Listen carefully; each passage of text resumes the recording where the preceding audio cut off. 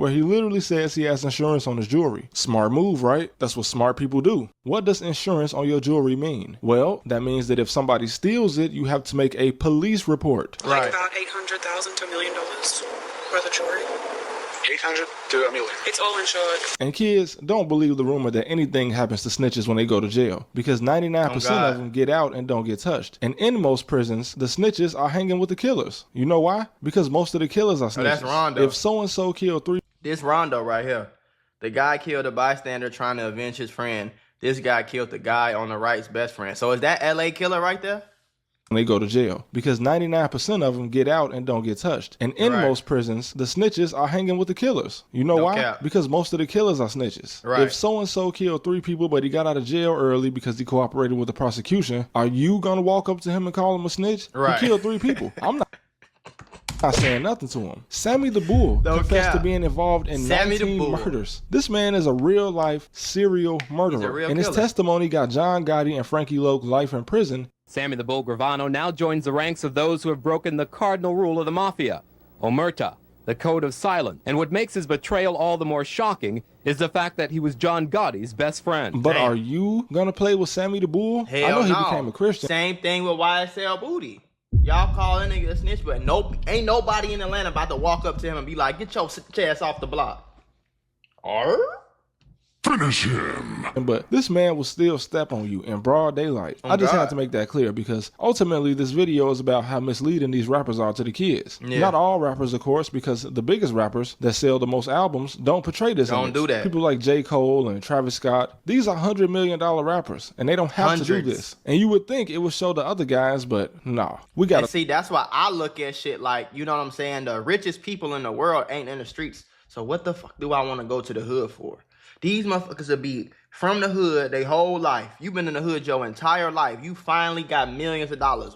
Why do you keep wanting to go back to, I don't understand. I just don't get that shit. A 30-year-old man calling himself Lil Baby, which you know I'm gonna never give him a break on this channel. It's nothing personal, but if you getting hugged like this, you gotta stop pretending to be a gangster. Gunna, now I respect Gunna. He ain't killed nobody or play like he was a gang boss in Atlanta. So he don't have to do life just to say he kept it real. Y'all can keep that. Because if he were to get sentenced to life right now, some rapper in his circle will be trying to link up with every girl Gunna was messing with while he was free. These guys are not friends. I mean, once again, a guy shot up a tour bus for Young Thug, and when the police sat Thug down, that homie was the first name he threw out. Like, come See, on, and this is why we need to... You ever had one of them days where everything seems to go wrong? I mean, you're just trying to grab a cup of coffee and bam! You're tangled in a pile of boxes because the shelf is broken. And just like that, I realized sometimes accidents at work are more than just funny stories. They can actually change everything.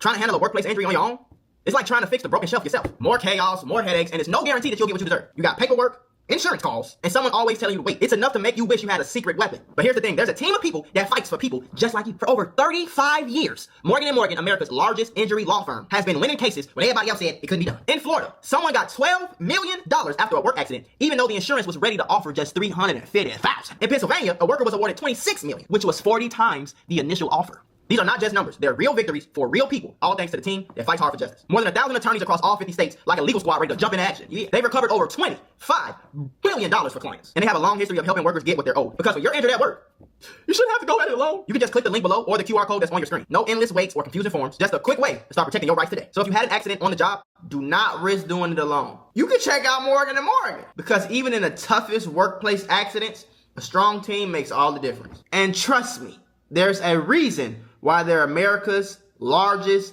injury law firm. It's because they fight for the people.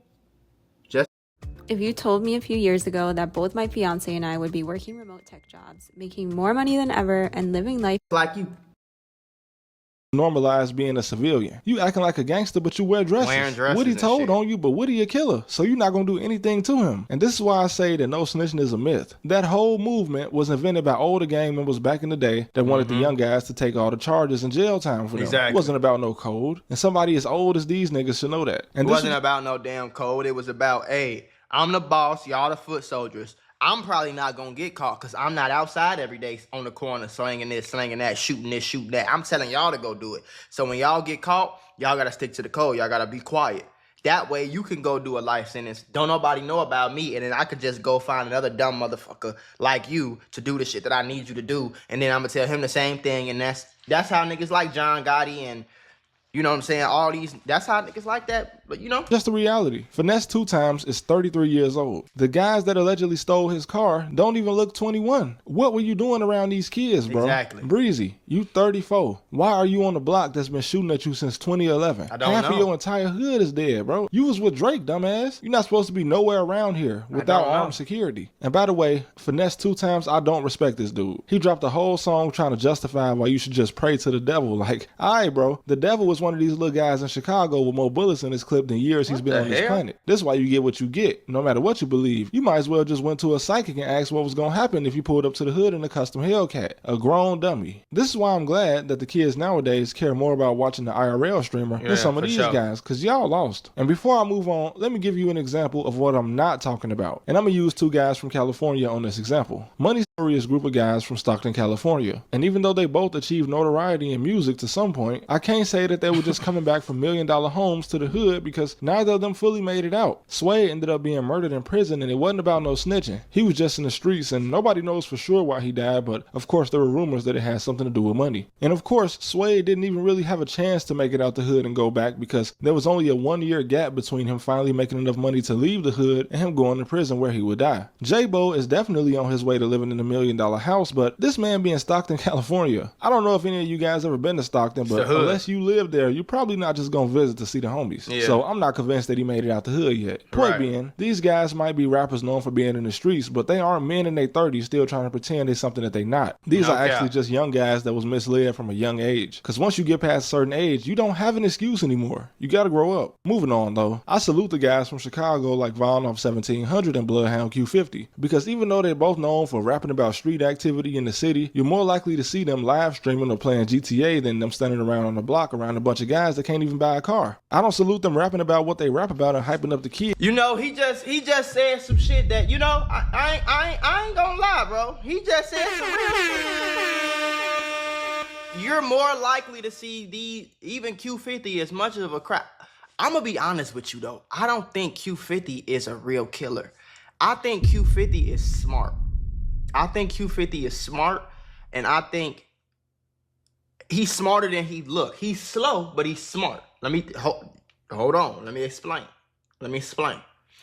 I think that Q50 seen a lane, right? He seen a lane, and I think he just went with the whole body catching, I got 8 hats and shit. But if you think about it, you don't really see him standing on the block in his hood on Bloodhound on 79th. Just all not, you don't really see him on. If he do it, he don't do it on the internet. You are more likely to see him with a live streamer or playing GTA. Even Von off 17, but I know Von be on his block. He done been on his block. But you're still more likely to see him on a stream or with a YouTuber or playing GTA before. You know what I'm saying? And that goes to, you know what I'm saying? That's a. I'm not gonna lie, bro. That's important. Because niggas like 600 Breezy who get arrested literally every few months in different states, or who literally, niggas like Lil Reese who literally always getting shot, always getting hit, always getting beat up, always like... But I do salute the fact that they seem smarter than these old ass rappers. Yeah. Once again, every time I see a little baby around the streamer, it always ends up with him doing something dirty, like stealing or trying to scam. Like, bro, I'm not hanging around no grown ass man that call himself a little baby. You older than me, bro. And if you getting hugged like this and still trying to play gangster, I ain't gonna lie, bro. This is diabolical. Even the nigga, I don't know who this is with the blue hair. This is diabolical, bro. This is diabolical, bro. This is diabolical, bro. Stop it. Get some help. Gotcha, bitch. This is diabolical. I'm not hanging around you anyway. You got guys like Kai Cenat that's gonna earn more in a year than most of these rappers can in a decade. No, and he ain't gotta go stand on the block in the Bronx and get shot at and look stupid. That's why the title of this video is rappers going back to the hood for no reason. Y'all not building schools, bro. Y'all not building housing, fixing up abandoned buildings. Y'all standing around with a group of guys that was born after 2005. Like, come on, man. Hanging around Michael Rubin might have been the most mature move that a lot of you guys even made, because Lil Durk, $1 million million rapper, Grammy winner. Why is you still hanging in Inglewood? That's why you in jail, bro. And when none of your homies real enough to tell you that. But then again, your ass in your 30s. Should nobody had to tell you that. I don't even stand around where I'm from right now. And I'm not in no $1 million property, bro. I'm just not a little ass kid no more. But these labels, man, put money behind the most embarrassing people, bro. And it look cool to teenagers. And that's cool. That's what music is about. But when you in your 30s, you gotta understand that you never gonna be able to relate to these kids, bro. You just something they play in the background. But I just had to make this video once I seen Finesse get his car stolen. I ain't and even see a bunch this, of other bro. things. Cause y'all the reason that old white people that live in rural towns think that this is what black people are like, bro. Cause none of you niggas go hang around the black lawyers and judges. Exactly. Y'all going around kids, bro. Need to be on the watch list. But No cap though, need to be on the watch list. Y'all running back to the hood to hang around 17, 18, 19, 20-year-old kids with guns. You got Steven Jackson. This is a grown 40, 50-year-old man, ex-NBA player, checking in with teenagers in O Block. What the fuck are you coming to O Block for? You are a multi-millionaire retired NBA player. You have seen it all, my nigga. You've been in the best hotels. You flew private your entire career. You've made tens, if not hundreds of millions of dollars playing fucking basketball. Why in heaven's green earth, folk, would you ever go to O Block and check in with some teenagers talking about some real niggas check in, I'm good over here? What? Nigga, what? Like he said, y'all ain't building no schools, nigga. Y'all ain't doing nothing for real. Y'all just pulling up here to I don't know, this shit. Hey. Attention homeowners, if you're thinking about listing your property with a realtor, you might want to listen to this first.